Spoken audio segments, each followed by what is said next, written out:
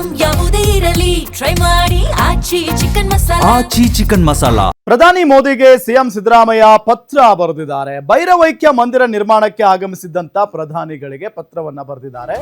ಇದೇ ವೇಳೆ HAL ನಲ್ಲಿ ಮನವಿಯನ್ನ ಸಲ್ಲಿಸಿದ್ದಾರೆ ಸಿಎಂ ಸಿದ್ದರಾಮಯ್ಯನವರು. ನಾರಿ ಶಕ್ತಿ ವಿಧೇಯಕಕ್ಕೆ ಸ್ವಾಗತ ಅಂತ ಸಿದ್ದರಾಮಯ್ಯನವರು ಪತ್ರವನ್ನ ಬರೆದಂತೆ ಹೇಳಿದ್ದಾರೆ. ದೇಶದ ಪ್ರಗತಿಯಲ್ಲಿ ಕರ್ನಾಟಕದ ಕೊಡುಗೆ ಇದೆ.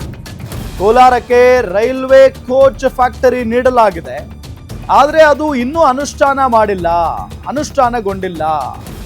ಈ ಹಿಂದೆಯೇ ಮೈಸೂರಿಗೆ ಹೈಸ್ಪೀಡ್ ರೈಲು ಕೇಳಿದ್ವಿ, ಇನ್ನೂ ಇದರ ಬಗ್ಗೆ ನೀವು ತೀರ್ಮಾನವನ್ನ ತಿಳಿಸಿಲ್ಲ.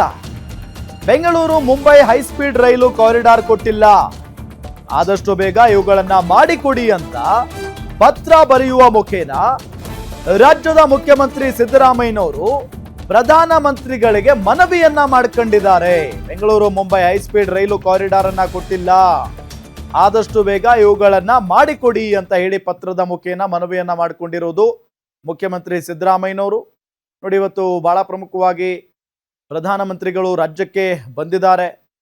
ಸೊ ಭೈರವೈಕ್ಯ ಮಂದಿರ ನಿರ್ಮಾಣಕ್ಕೆ ಉದ್ಘಾಟನೆಗೆ ಆಗಮಿಸಿದ್ರು ಪ್ರಧಾನಿ ನರೇಂದ್ರ ಮೋದಿ ಅವರು. ಇದೇ ವೇಳೆ HAL ನಲ್ಲಿ ಮನವಿಯನ್ನ ಸಲ್ಲಿಸಿದ್ದಾರೆ ಸಿಎಂ ಸಿದ್ದರಾಮಯ್ಯ.